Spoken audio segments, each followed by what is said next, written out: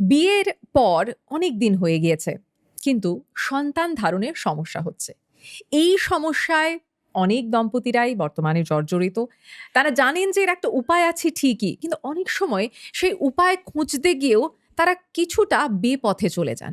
আজকে সেই বিষয়টি আমরা পরিষ্কার করব, জানবো এই ট্রিটমেন্টের গোড়ার কথা। আমাদের সঙ্গে রয়েছেন ডক্টর বিপ্লব দেব। ডক্টর দেব, প্রথমে আপনাকে স্বাগত জানাই হেলথ ইম্প্যাক্ট বাংলায়। আর আমি শুরুতে যে কথা বললাম, যে নিঃসন্তান দম্পতি যারা চেষ্টা করছেন যে বিয়ের পরে অফকোর্স একটা সময় থাকে যখন তারা ভেবেছেন, প্ল্যানিং করেছেন তাদের ফ্যামিলি লাইফের কথা, কিন্তু কোনো কারণে বাধাপ্রাপ্ত হচ্ছেন। তো সেক্ষেত্রে প্রথমেই তাদের কি করার কথা? মানে আমরা কতগুলো টার্ম সম্পর্কে জানি, যেমন আইভিএফ, যেমন ইনফার্টিলিটি ট্রিটমেন্ট, কিন্তু সবগুলো সম্পর্কে আমাদের বিশদে বোধহয় এখনো জ্ঞান নেই। তাই প্রথমে জানতে চাইবো, একজন দম্পতি প্রথমেই কি করবেন? হ্যাঁ, এইটা খুব একটা ইম্পর্টেন্ট কোশ্চেন আপনি করেছেন যে একটা ফার্টিলিটি ট্রিটমেন্ট সেন্টারে পেশেন্ট কখন আসবে। সেটার জন্য আমাদের যে ক্রাইটেরিয়াগুলো আমরা বলি, যাদের 35-এর নিচে বয়স তাদেরকে আমরা বলি অ্যাটলিস্ট 1 ইয়ার তারা নিজেরা রেগুলার বেসিসে আনপ্রোটেক্টেড সেক্স করবে। তারপরেও যদি না হয় তখন সে ফার্টিলিটি স্পেশালিস্টের কাছে আসতে পারে। আচ্ছা, এই ক্রাইটেরিয়াটাই আবার যদি 35-এর ঊর্ধ্বে থাকে কাপেলের বয়স, পার্টিকুলারলি মহিলার বয়স, সেক্ষেত্রে এই 1 বছরটা 6 মাসে আমরা নামিয়ে আনি। মানে তিনি 6 মাস অবধি দেখবেন? 6 মাস অবধি নিজেরা ট্রাই করবেন, এর বেশি আমরা ইউজুয়ালি ওনাদের এনকারেজ করি না। আচ্ছা, এর পিছনের কারণটা হচ্ছে উইথ টাইম রিজার্ভ ওভারির যে কর্মক্ষমতা বয়সের সাথে সাথে কমতে থাকে। আচ্ছা, আর এটা সিগনিফিকেন্টলি ডিটেরিয়েট করে 35 ইয়ার্স অনওয়ার্ড। আচ্ছা, সেই জন্য ওই 35 ইয়ার্স থেকে ল্যান্ডমার্ক ধরা হয়েছে। নিচে হলে 1 বছর, এটা কনসিডারেবল টাইম, কিন্তু তার বিয়ন্ডে হলে 6 মাসের বেশি অপেক্ষা করার না করাই ভালো। মানে 6 মাস হয়ে গিয়ে থাকলে অবশ্যই ডক্টরের কাছে স্পেশালিস্টের কাছে অবশ্যই আসা উচিত। আপনি বললেন যে ফার্টিলিটি স্পেশালিস্টের কাছে আসার কথা, কিন্তু আমরা তো সচরাচর দেখেছি সকলেই ভাবেন যে আচ্ছা এটা সম্ভব হচ্ছে না, তাহলে আইভিএফ এ চলে যাব। এইটা কি মানে কোনো প্রসেস কি মিস করছি আমরা? হ্যাঁ, এটা একটা গুরুত্বপূর্ণ অংশ যেটা ভাবতে হবে, যে ফার্টিলিটি স্পেশালিস্টের কাছে আসার অর্থ বা একটা ইনফার্টিলিটি সেন্টারে যাওয়ার অর্থ কিন্তু আপনার আইভিএফ ট্রিটমেন্ট নয়। আচ্ছা, আইভিএফ ট্রিটমেন্ট আপনার একটা অপশন হতে পারে, কিন্তু সবার ক্ষেত্রেই আইভিএফ ট্রিটমেন্টই একমাত্র অপশন এরকম কিন্তু নয়। আমাদের কাছে আইভিএফ ছাড়াও বেশ কিছু ট্রিটমেন্ট অপশন আছে। যেমন ধরুন, আমরা ওষুধের মাধ্যমে ডিম তৈরি করি, কখনো ইনজেকশনের মাধ্যমে ডিম তৈরি করি। কারুর ক্ষেত্রে আমাদের দুটো দিতে হয়, ওষুধ ইনজেকশন দুটোই দিতে হয়। আচ্ছা, কারুর ক্ষেত্রে আইওআই বলে একটা পদ্ধতি আমাদের আছে, ইন্ট্রাউটেরাইন ইনসেমিনেশন, সেই পদ্ধতির থ্রু দিয়ে আমরা প্রেগনেন্সির জন্য ট্রাই করতে পারি। কিছু পেশেন্টের ক্ষেত্রে আমাদের ল্যাপারোস্কোপিক বা হিস্ট্রোস্কোপিক সার্জারিরও দরকার পড়ে। আচ্ছা, এই সার্জারিটা কিন্তু কখনো কখনো ডায়াগনস্টিক রোল প্লে করে, কখনো কখনো থেরাপিউটিক রোল প্লে করে। আচ্ছা, এবং এই অপারেশনের মাধ্যমেও ধরুন একটা পেশেন্টের এন্ডোমেট্রোসিস আছে, তাকে যদি আমরা সাকসেসফুলি অপারেট করি, দেখা গেছে 1 বছরের মধ্যে 40% পেশেন্টের নিজে থেকেই প্রেগনেন্সি আসতে পারে বা অল্প বিস্তর ওষুধের মাধ্যমেও প্রেগনেন্সি আসতে পারে। এবার এই পদ্ধতিগুলো দিয়ে হলো না, কারোর প্রেগনেন্সি আসলো না, ঠিক আছে, তার ক্ষেত্রে আইভিএফ একটা লাস্ট পদ্ধতি, মানে ফাইনাল পদ্ধতি।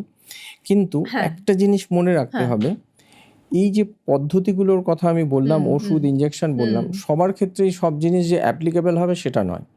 একটা ছোট্ট উদাহরণ দিয়ে আমি আপনাকে বলি। সাপোজ ধরুন একটা কাপেলের সমস্যা হচ্ছে সিমেনে শুক্রাণু নেই, তার ক্ষেত্রে কিন্তু ওই ওষুধ ইনজেকশন সার্জারির বিশেষ কোনো রোল নেই। এখানে ডেফিনিটিভ রোল আইদার আইওআই অথবা বিশেষ ধরনের টেস্ট টু বেবি পদ্ধতি। আচ্ছা, আচ্ছা, ওকে। ধরুন একজন কাপেল এসছেন যার ডায়াগনোসিস হয়েছে অ্যাডভান্সড এন্ডোমেট্রিওসিস, যার জন্য তার ওভারির কর্মক্ষমতা কমে গেছে। হ্যাঁ, এই পেশেন্টের কিন্তু ওষুধ ইনজেকশন আইওআই করে অকারণে সময় নষ্ট করার কোনো মানে নেই। আচ্ছা, তার জন্য ডেফিনিট ট্রিটমেন্ট অপশন কিন্তু surgical correction followed by IVF. এবার আইভিএফ এর রকম ডিফারেন্ট হতে পারে। এই যে প্রসেসগুলো, এই যে মানে পদ্ধতিগুলো রয়েছে আইভিএফ ছাড়া, আপনি যেটা বললেন যে প্রথমেই যখন একজন ইনফার্টিলিটি মানে সেন্টারে আসছেন, তো এই পুরো প্রক্রিয়াটাতে কতটা সময় সাধারণত ব্যয় করা হয়, মানে বা উচিত একজন দম্পতির? এটা খানিকটা নির্ভর করে দুটো জিনিসের উপরে খুব বেশি। একটা হচ্ছে যে কাপেল, পার্টিকুলারলি মহিলার বয়স কত, এইটা আচ্ছা, আমাদের আচ্ছা। মানে খুব সিগনিফিক্যান্ট একটা পয়েন্ট যেটা আমরা কনসিডার করি। একটা 24 বছরের মহিলাকে আমরা যতটা গো স্লো স্ট্র্যাটেজি অবলম্বন করব, সেটাই একটা 34 বছরের মহিলাকে সেটা আমরা কিন্তু করবেন না। অতটা গো স্লো করবো না। তো এটা একটা ইম্পর্টেন্ট অংশ। নেক্সট হচ্ছে প্রত্যেকটা পদ্ধতি যেগুলো আমরা বললাম, ওষুধ বলুন, ইনজেকশন বলুন, আইইউআই বলুন, সেটার একটা লিমিটেশন আছে। এবার এগুলোর একটা সাকসেস রেট আছে, ডেফিনিট সাকসেস রেট আছে। সাপোজ ধরুন একটা ইনজেকশনের মাধ্যমে ডিম তৈরি হওয়া এবং প্রেগনেন্সি আসা, এর একটা চান্স হচ্ছে রাফলি অ্যারাউন্ড 40%। ওকে। এই পদ্ধতিটা 4 to 6 টাইমসের বেশি, মানে 4 থেকে 6 মাসের বেশি কন্টিনিউ করে লাভ নেই। আচ্ছা, কারণ ম্যাক্সিমাম সাকসেস রেট ওই 4 থেকে 6 সাইকেলের মধ্যেই আসবে। ওটাই ডিউরেশন, ওটার ম্যাক্সিমাম ডিউরেশন। এবার তাকে অনন্তকাল ধরে 12 মাস 24 মাস ওষুধ খাইয়ে কোনো লাভ নেই। হওয়ার হলে ওই প্রথম 4-6 মাসের মধ্যেই হবে। নেক্সট যে পদ্ধতিটা আমরা বললাম ইন্টারউটেরাইন ইনসেমিনেশন, এটার ক্ষেত্রেও একই কথা প্রযোজ্য। আচ্ছা, আইইউআই সাকসেস রেট রাফলি ধরুন 15 থেকে 20%। এবার এই 15 থেকে 20% প্রেগনেন্সি ইউজুয়ালি প্রথম 3টে বা 4টে অ্যাটেম্পটের মধ্যেই চলে আসে। আচ্ছা। এবার যাদের প্রথম 3টে বা 4টেতে হলো না, তাদেরকে মাসের পর মাস ধরে আইইউআই করে সময় নষ্ট করার কোনো মানে নেই। তাদেরকে নেক্সট যে পদ্ধতিটা ওনার জন্য বেস্ট অ্যাপ্লিকেবল হবে সেটার কথাই চিন্তা ভাবনা করাটাই বুদ্ধিমানের কাজ। মানে সেখানে আমাদেরও একটা রোল প্লে করি, মানে আমরাও একটা ডেফিনিট রোল প্লে করি। হ্যাঁ, পেশেন্টের মাইন্ডসেটটাও চেঞ্জ করতে হবে। যে আমরা না একটা কোশ্চেন খুব কমনলি ফেস করি, ডাক্তারবাবু আইভিএফ ছাড়া কি আর অন্য কিছু করা যাবে না? আচ্ছা, মানে এই প্রশ্নটা খুব কমন একটা প্রশ্ন, খুব কমন প্রশ্ন যে ডাক্তারবাবু আইভিএফ ছাড়া কি আর কিছু করা যাবে না? মানে এখনো কি আপনার মনে হয় যে আইভিএফ এই যে মানে এই নামটা বা এই প্রসিডিউর সম্পর্কে এখনো মানুষের মনে ভয় আছে? একটু ভয়, একটু টেবু, কিছুটা ফিনান্সিয়াল কনস্ট্রেন্ট, এই সব মিলিয়ে মিশিয়ে একটা প্রভাব ফেলে। এইখানে আমার একটা খুব পরিষ্কার বক্তব্য, আমরা যখন as a fertility specialist treat করি না, আমাদের উদ্দেশ্য থাকে যে ওনার স্বপ্নটা আর্লিয়েস্ট পসিবল টাইমে কিভাবে এবং সফল করা যায়, উইদিন অ্যাফোর্ডেবিলিটি কি করে রিচ করা যায়। ওকে, আমরা সেই প্রসঙ্গেও আসবো ডেফিনেটলি। আপনি এটা ঠিকই যে অ্যাফোর্ডেবিলিটির একটা বড় মানে অংশ রয়েছে। সেই জন্য যদি ফার্টিলিটি স্পেশালিস্ট বলেন যে আপনার আইভিএফ ট্রিটমেন্টটা করা উচিত, তার মানে ওটা হচ্ছে আপনার বেস্ট অপশন। এবারে আমি চাইছি অ্যাকচুয়ালি ওই প্রশ্নে আমি ইনফ্যাক্ট যেতেও চাইছিলাম, সেটা হচ্ছে যে আইভিএফ জরুরি সেই পরিস্থিতিটা এক কোনটা, আর দ্বিতীয়ত মানে প্রক্রিয়াটা, এই যে আপনি বললেন যে ট্যাবু রয়েছে, আমরা চাই যে সেই ট্যাবুটা ভেঙে যাক। আপনারা যারা শুনছেন দেখছেন, ডাক্তারবাবু আমাদের সাথে রয়েছেন, যদি আপনাদের মনেও কোনো রকম ডাউট থেকে থাকে সেটা ভেঙে যাক। আইভিএফ পদ্ধতিটা এক্স্যাক্টলি কি, আর এটা কখন মানে আপনারা প্রেসক্রাইব করেন যে হ্যাঁ এটাই টাইম যখন আইভিএফে যেতেই হবে, আর অন্য কোনো পদ্ধতি নয়? তো এটাকে আমরা দুভাবে উত্তরটাকে ভেঙে বলছি। একটা হচ্ছে যে কি কারণে আমরা আইভিএফ করি, ঠিক আছে? যখন একটা কাপেল আসছে, একজন পুরুষ একজন মহিলা, তো মহিলাগত কিছু কারণ থাকে, কিছু পুরুষগত কারণ থাকে। পুরুষগত কারণ মানে মোস্টলি হচ্ছে সিমেন্ট প্যারামিটারের প্রবলেম, আইদার স্পার্ম কাউন্ট কম, মোটিলিটি কম, বা মরফোলজি বা গঠনগত স্ট্রাকচারে অসুবিধা, বা সবগুলো মিলিয়ে মিশিয়ে প্রবলেম আছে। এছাড়া কখনো কখনো সেক্সুয়াল ডিসফাংশনও পাওয়া যায়, যেটাও একটা বড় সড়ো বাধার কারণ। ইউজুয়ালি মেলের ক্ষেত্রে প্রবলেমটা related to সিমেন or sexual dysfunction. ব্যাপারটা সিমেন অ্যানালিসিস করেই আমরা বুঝে ফেলতে পারি, এখানে বিশেষ জটিলতার কিছু জায়গা নেই। কিন্তু ফিমেলদের ডিফারেন্ট রিপ্রোডাক্টিভ অর্গানে ডিফারেন্ট কাইন্ড অফ প্রবলেমের জন্য আমাদের আইভিএফ এর কথা বলতে হয়। যেমন ধরুন ওভারিতে পলিসিস্টিক ওভারিয়ান ডিজিজ হতে পারে, তার যেটা কিন্তু খুব কমন, ভীষণ কমন আজকের দিনে। এন্ডোমেট্রিওসিস হতে পারে, equally common and important, particularly fertility পার্সপেক্টিভে। নেক্সট হচ্ছে ওভারিয়ান রিজার্ভ কমে যাওয়া, যেটাকে আমরা বলি রিডিউসড ওভারিয়ান রিজার্ভ। আচ্ছা, সেটা কি মানে? সেটা হচ্ছে প্রত্যেকটা মানুষই একটা নির্দিষ্ট সংখ্যক এগ নিয়ে জন্মায়। মানুষ মানে প্রত্যেকটা মহিলাই একটা নির্দিষ্ট সংখ্যক এগ নিয়ে জন্মায়। তার মেনোপজ কবে হবে, তার মেনার্কি কবে হবে, মানে কবে মেনস্ট্রুয়েশন শুরু হবে, কবে মেনস্ট্রুয়েশন শেষ হবে, এটা জেনেটিক্যালি ডিটারমাইন্ড। আচ্ছা, ওকে। এইবার কিছু ইন্টারনাল কারণের জন্য কারুর এই মেনোপজটা প্রিপন হতে পারে, 45-এর বদলে 35-এ শেষ হয়ে যাচ্ছে। তাহলে 35-এ যে মেনোপজ হয়ে যাচ্ছে তার মানে তার ওভারিয়ান রিজার্ভ বা ওভারিয়ান ক্যাপাসিটিটা ইউজুয়াল টাইমের আগে শেষ হয়ে যাচ্ছে। সেই জন্য আমরা এটাকে বলছি premature reduced ovarian reserve. Next আসছে ফ্যালোপিয়ান টিউব। ফ্যালোপিয়ান টিউবের একটা বড় সমস্যা হচ্ছে এটা ইনফেকশনের কারণে বন্ধ হয়ে যেতে পারে। নেক্সট হচ্ছে ইউটেরাস। ইউটেরাসের টিউমার, পলিপ, ইউটেরাসের একটা দেয়াল আরেকটা দেয়ালের সাথে লেগে যাওয়া, এরকম একটা ঘটনা ঘটতে পারে। একটা কিছু পেশেন্ট থাকে, 10 to 20% পেশেন্ট থাকে যেখানে আমরা বলি আনএক্সপ্লেইনড ইনফার্টিলিটি। তার মানে হচ্ছে যে ইউজুয়াল গতানুগতিক যে টেস্টগুলো করতে হয় মহিলা বা ওনার হাজবেন্ডকে, সেগুলো করা হয়েছে কিন্তু ডেফিনিট কোনো কারণ পাওয়া যাচ্ছে না, কোনো উত্তর খুঁজে পাওয়া যাচ্ছে না, যে কেন হচ্ছে না এই প্রশ্নটার কোনো উত্তর নেই। তো এই ঘটনাটা হচ্ছে আনএক্সপ্লেইনড ইনফার্টিলিটি। সেটা আপনি বলছেন 15 to 20%, মানে হ্যাঁ, প্রায় 10 থেকে 20% পেশেন্টের ইউজুয়াল ইনভেস্টিগেশনের পরেও আমরা কারণ খুঁজে পাই না। তখন কি উপায়, মানে কিভাবে? তখন ওই যে বললাম এজ একটা ইম্পর্টেন্ট ফ্যাক্টর। যাদের কম এজ গ্রুপের দিকে থাকে তখন আমরা ওষুধ, ইনজেকশন, আইইউআই এগুলো 4-6 মাস ট্রাই করে দেখি। যদি এগুলোতে হয়ে গেল ভালো কথা, যদি এগুলোতে না হয় এই ধরনের পেশেন্টদের আইভিএফ এ খুব ভালো রেসপন্ড করে। এই যে আমি বললাম আনএক্সপ্লেইনড ইনফার্টিলিটি, তার মানে কি আমার কাছে এই মুহূর্তে ব্যাখ্যা নেই ইনফার্টিলিটির। তার মানে আমার কাছে ব্যাখ্যা নেই মানে অরিজিনালি ব্যাখ্যা নেই সেটা নয়, ওনার সার্টেল ডিফেক্ট অবশ্যই আছে, সূক্ষ্ম প্রবলেম, মাইনর প্রবলেম অবশ্যই আছে, তা নাহলে প্রেগনেন্সি কেন আসবে না। কিন্তু ওই মাইনর প্রবলেমগুলো ডায়াগনোসিস করার জন্য আমাদের যে টেস্টগুলো করতে হয়, এই সফিস্টিকেটেড টেস্টগুলো অনেক কস্টলি। এবং ধরুন 10টা সূক্ষ্ম কারণ আছে, 10টা মাইনর কারণ আছে যেগুলো আমরা জানতে পারি। তাহলে শুধু জানলে তো হবে না, জানলে পরে আবার ট্রিটমেন্ট করতে হবে জানার পরে। এইবার মজার ব্যাপার হচ্ছে এটা যে সব কটা মাইনর প্রবলেমের সলিউশন হচ্ছে একটা, সেটা হচ্ছে test tube baby, either conventional or ICSI, যাই হোক। মোটের উপর ব্যাপারটা হচ্ছে সমাধান রয়েছে। প্রবলেম এবিসিডি যাই হোক, তার আনসার হচ্ছে সেম। তাহলে প্রবলেমটা খুঁজে পয়সা নষ্ট করাটা জাস্টিফাইড নয়, পয়সা এবং সময় নষ্ট করাটা জাস্টিফাইড নয়। তার চেয়ে বরং আপনারা straight way we can offer the solution. আপনার প্রবলেম যাই হোক, আপনার সলিউশন হচ্ছে এটা, এবং এইটা আপনার জন্য কস্ট এফেক্টিভ। আপনার ড্রিম যে গোলটাকে আপনি চেস করছেন সেটা আমি অনেক তাড়াতাড়ি পৌঁছাতে পারবেন।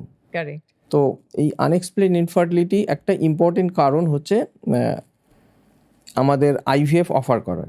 এছাড়া মেল ফ্যাক্টর, পার্টিকুলারলি যাদের অলিগোস্পার্ম মানে সংখ্যায় কম বা মোটিলিটি কম বা সিগনিফিক্যান্ট স্ট্রাকচারাল অ্যাবনর্মালিটি আছে বা মিলিয়ে মিশিয়ে এই প্রবলেমগুলো আছে, এই ধরনের মেল ফ্যাক্টরের ক্ষেত্রেও আমরা আইভিএফ, কনভেনশনাল আইভিএফ বা ইক্সি আমাদের প্রয়োজন বুঝে প্যারামিটার কতটা খারাপ আছে তার উপরে নির্ভর করে আমাদের আইদার ইক্সি অথবা কনভেনশনাল আইভিএফ বলতে হয়। তার মানে ডক্টর, একটা জিনিস আমি এতক্ষণ আলোচনায় আমার ধারণার মধ্যে দর্শকরা বুঝতে পেরেছেন, এক হচ্ছে সময়টা খুব ইম্পর্টেন্ট, যে কতক্ষণ সময় তারা ব্যয় করবেন, বা ডাক্তারবাবু অফকোর্স তাদেরকে সাজেস্ট করবেন যে অন্যান্য প্রক্রিয়ার মাধ্যমে কতদিন তারা চেষ্টা করবেন, এবং তারপরে এখানে আপনি বলছেন দম্পতির বয়স একটা খুব বড় ফ্যাক্টর, সেটার উপরে মানে নির্ভর করে ওনাদেরকে আইভিএফ এ আসাটা কখন আসতে হবে এবং কেন জরুরি। এবারে আইভিএফ, এই যে আপনি বললেন যে আইভিএফ ছাড়া কি আর কোনো উপায় হতে পারে না, এই যে প্রশ্নগুলো আসে, আইভিএফ এর কয়েকটা ফেজ আছে। এবার একটু সেটা সম্পর্কে আমি জানি যে আমরা আরো এপিসোড আপনাদের সামনে আনবো, আমি প্রথমেই বলি যে অনেক প্রশ্ন আছে আইভিএফ নিয়ে, কিন্তু এই যে ফেজ গুলো কি, কারণ সময়টা একটা খুব বড় ব্যাপার একদম দম্পতিদের কাছে, ভীষণই। তো এটাকে আমরা না সহজভাবে বোঝার জন্য 4টে ভাগে ভাগ করছি। একটা হচ্ছে প্রি আইভিএফ ইনভেস্টিগেশন, তার মানে হচ্ছে আইভিএফ করার আগে কিছু ইনভেস্টিগেশন আমরা সাজেস্ট করি। এটা দুটো পারপাস সার্ভ করে। একটা হচ্ছে পেশেন্টের কি ধরনের আইভিএফ লাগবে বা আইভিএফ লাগবে কিনা সেটা বোঝা। আর আরেকটা হচ্ছে যে এই আইভিএফ এর এই যে জটিল প্রক্রিয়াটা বা এই প্রেগনেন্সিটা নেয়ার মতো বডি কতটা রেডি আছে। এটা খুবই ক্রুশিয়াল। তো এটা হচ্ছে প্রি আইভিএফ ইনভেস্টিগেশন হয়ে গেল, patient is healthy, patient pregnancy carry করার মতো অবস্থায় আছে এবং আমরা বুঝে ফেলেছি যে কি ধরনের আইভিএফ ওনাকে আমরা করব। এরপর আসছে আইভিএফ প্রপার। তার মানে হচ্ছে আইভিএফ এর যে কস্টলি মেডিকেশনস যেগুলো আমরা ইউজ করি, গোনাডোট্রফিনস নামে ইঞ্জেকশনসগুলো আসেন, সেই ইঞ্জেকশনগুলো আমরা স্টার্ট করি। সেগুলোর জন্য আমাদের বিভিন্ন ধরনের প্রোটোকল আছে, একটা লং প্রোটোকল, একটা শর্ট প্রোটোকল। তার উপরে নির্ভর করে যে সময় কত লাগবে। লং নামটাই বলছে লং, মানে সময় বেশি লাগবে। এই প্রোটোকলটায় রাফলি অ্যারাউন্ড 4 উইকস মতো মিনিমাম সময় লাগবে। 4 উইকস, ওকে। 4 উইকস। শর্ট প্রোটোকলটা রাফলি অ্যারাউন্ড 10 to 14 ডেজ সময় লাগবে। আচ্ছা, হলো। এই যে ইনজেকশন ডক্টর, আমি জাস্ট আমি অফকোর্স পুরো মানে উত্তরটাই আপনার কাছ থেকে চাইছি, কিন্তু মাঝখানে কিছু কিছু প্রশ্ন উঠে আসছে, তাই একবার করে জিজ্ঞেস করে নিয়েছি। মানে এই যে ইনজেকশনস গুলো যখন দেওয়া হচ্ছে, সেটা ইজ ইট পেইনফুল? মানে এটা কি একজন যিনি সন্তান সম্ভবা, যিনি চাইছেন মা হতে, মানে তার শরীরের ওপর সে সময় ঠিক কি ধরনের প্রভাব দেখা যায়? আচ্ছা, আমি আপনার এই প্রশ্নটা নেব এবং এটা উত্তর অবশ্যই দেব, কারণ এই উত্তরটা ভীষণ জরুরি পেশেন্টের জন্য, মানে যারা এটা চেস করছে এই প্রক্রিয়াটা। তার আগে আমি ডিসকাশনটা কমপ্লিট করে নিচ্ছি, প্রসেসটা। এই ইনজেকশনটা যেগুলো যখন আমরা দিচ্ছি, এই ইনজেকশনটাকে আমরা মনিটর করি যে ওভারিয়ান রেসপন্সটা আমাদের মতো করে হচ্ছে কিনা, ঠিক হচ্ছে কিনা। যদি ঠিক হয় তো ঠিক হচ্ছে, ঠিক না হলে আমাদের ডোজ অ্যাডজাস্ট করতে হয়। কখনো বেশি রেসপন্স হচ্ছে তো ডোজ কমাতে হবে, কখনো কম রেসপন্স হচ্ছে তো ডোজ বাড়াতে হবে। এই প্রক্রিয়াটা চলার পরে একটা সার্টেন টাইম পরে আমরা দেখি যে আমরা যা চাইছি, যে ওভারিয়ান ফলিকেলগুলো যে ম্যাচুরিটি চাইছি, সেই ম্যাচিওর স্টেজে এসছে কিনা। যখন ওরা সেই সাইজটা অ্যাটেন্ড করে, তখন আমরা ফার্দার একটা ইনজেকশন দিই ফাইনাল ম্যাচুরেশনের জন্য। এই এইচসিজি ইনজেকশনটা দেওয়ার একটা সার্টেন টাইম পরে, ধরুন 34 to 36 আওয়ার্সের মধ্যে আমরা ওভাম পিক আপ প্রসিডিওরটা করি। ওভাম পিক আপ প্রসিডিওরটার কথা হচ্ছে, এই যে ডিমটা আমরা তৈরি করলাম দেহের মধ্যে, এবার এই ডিমটাকে আমরা বের করে আনবো। এটা একটা short procedure, under short GA হয়, 15 to 20 মিনিটস এটা সময় লাগে। এটা আল্ট্রাসোনোগ্রাফির গাইডেন্সে হয়, ট্রান্সভ্যাজাইনাল রুট দিয়ে হয়। আচ্ছা, একটা সরু নিডিল আছে, আমরা সেই আল্ট্রাসোনোগ্রাফির মাধ্যমে ওই নিডিলটাকে ওভারির কাছে নিয়ে যাই এবং ফলিকেলগুলোকে, ফলিকেল একটা জল ভরা, যেমন বেলুন হয় রঙের সময় যেরকম বেলুন জল ভরে খেলি আর কি, সেই ধরনের জিনিস ওভারিতে তৈরি হয়, একটা জল ভরা থলির মতো। সেটাকে আমরা পাংচার করে সেই জলটা অ্যাসপিরেট করি। ওই জলটা অ্যাসপিরেট করলে পরে ওই জলটার সাথেই ডিম্বাণুটা চলে আসে, বেরিয়ে আসে। সেটা একটা স্পেশাল কন্টেনারে কালেক্ট হয়। সেখান থেকে সেটা আইভিএফ ল্যাবে এমব্রায়োলজিস্টের কাছে যায়, যিনি আন্ডার মাইক্রোস্কোপ ওই ডিমটাকে দেখে বেছে আলাদা করে রাখেন। এটা হচ্ছে ফার্স্ট প্রসিডিওর। এই পদ্ধতিটার নাম হলো ওসাইট রিট্রিভাল বা ovum pick up procedure. Same দিনে আমরা হাজব্যান্ডের কাছ থেকে স্পার্ম নিই, সেই স্পার্মটাকে আমরা প্রসেস করি, প্রসেস করে সেই প্রসেস সিমেন স্যাম্পলটা আমরা ওসাইটের সাথে মেশাই। এই পদ্ধতিটা হচ্ছে ইনসেমিনেশন, এবং 18 to 24 আওয়ার্স পরে আমরা চেক করি যে ফার্টিলাইজেশন হয়েছে কিনা, তার মানে স্পার্মটা ওসাইটের মধ্যে ঢুকেছে কিনা।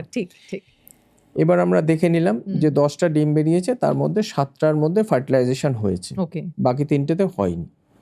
সেই 7টা ফার্টিলাইজড এগ আমরা আলাদা করে সরিয়ে নিই, বাকিগুলোকে ডিসকার্ড করে দিই। এবার এই জিনিসটা, মানে এই ফার্টিলাইজড এগটা এখন একটা স্পেশাল এনভায়রনমেন্টে আমরা 3 থেকে 5 দিন বড় করি। আচ্ছা, বড় হওয়ার পরে সেই ডিমগুলো, মানে সেই ফার্টিলাইজড এগ বা এমব্রায়ো যেটা তৈরি হলো ডে 3 বা ডে 5 এমব্রায়ো যেটা তৈরি হলো, সেটাকে আমরা পরবর্তীকালে ট্রান্সফারের জন্য ফ্রিজ করে রাখি, স্টোর করে রাখলাম। এটা হলো সেকেন্ড প্রসিডিওর, মানে সেকেন্ড স্টেজ। থার্ড স্টেজ হচ্ছে এমব্রায়ো ট্রান্সফার। এই যে এমব্রায়োটা বানালাম, এই যে বেবিটা বানালাম, বেবিটা বানিয়ে আমি স্টোর করে রেখেছি, এইবার পালা হচ্ছে ওটাকে জরায়ুতে প্রতিস্থাপন করা, তাকে সঠিক জায়গায় পৌঁছে দেওয়া। এবং সেটা পৌঁছাতে গেলে আমাদের তার আগে পেশেন্টকে কিছু ওষুধপত্র দিতে হয়, দিয়ে ওই ভেতরে যে ইনার লাইনিংটা আছে, ইনার লাইনিংটা তৈরি করতে হয়। ইনার লাইনিংটা তৈরি হওয়ার পরে একটা প্রজেস্টেরন বলে একটা ওষুধ পায় পেশেন্ট, পাওয়ার 3 to 5 ডেজের মাথায় আমরা ওই এমব্রায়োগুলো, ভ্রূণগুলোকে আমরা প্রতিস্থাপন করি। Third phase is over. এবার হচ্ছে পোস্ট এমব্রায়ো ট্রান্সফার অ্যাডভাইস। যে এমব্রায়োটা আমরা দিয়ে দিয়েছি, পেশেন্ট এখন কি কি ওষুধ খাবে, কি কি কাজ করবে, কি কি কাজ করবে না।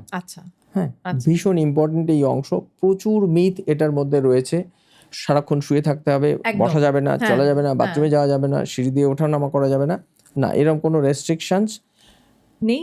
কোনো রেস্ট্রিকশনস নেই, কোনো এভিডেন্স বেসড কোনো ইনফরমেশন আমাদের কাছে নেই যে শুয়ে থাকলে পরে 14 দিন শুয়ে থাকলে পরে তাদের প্রেগনেন্সি বেশি হয়। রাদার উল্টো ইনফরমেশনটা আছে, বেশি নর্মাল লাইফে যদি থাকেন শুয়ে বসে বেশি থাকলে প্রেগনেন্সির চান্স কম, কারণ সেক্ষেত্রে অর্গানগুলোতে ব্লাড ফ্লো কমে যায় এবং ইমপ্ল্যান্টেশনের সম্ভাবনা কমে যায়। রাদার একজন যদি একেবারে বিপরীত ধর্মী আসলে একদম বিপরীত ঘটনা, আপনি যদি usual day to day activity করেন, আপনার বিভিন্ন অর্গানের পারফিউশন ভালো হবে, রক্ত সঞ্চালন ভালো হবে এবং আপনি অনেক বেশি স্ট্রেস ফ্রি থাকবেন। আপনি শুয়ে আছেন মানে আপনি সারাক্ষণ চিন্তা করছেন কি হতে চলেছে, কি হতে চলেছে, কি হতে চলেছে। তো এই ঘটনাটা আপনার বেসিক্যালি আনহ্যাপি হরমোনসের পরিমাণ বাড়িয়ে দেবে, স্ট্রেসটাও হয়তো বাড়িয়ে দিচ্ছে, যেটা কখনোই ভালো নয়। না, কখনোই ভালো নয়, সেটা বরঞ্চ ইমপ্ল্যান্টেশনের এগেইনস্টে কাজ করে। একেবারে। তাহলে রেগুলার লাইফস্টাইল লিড করা। হ্যাঁ, রেস্ট্রিকশনস কি? রেস্ট্রিকশনস হচ্ছে হেভি বা স্ট্রেনাস অ্যাক্টিভিটি করবে না, এইটুকু না করলেই হলো। ওকে, এর চেয়ে বেশি রেস্ট্রিকশনস করে কিচ্ছু পাওয়ার নেই।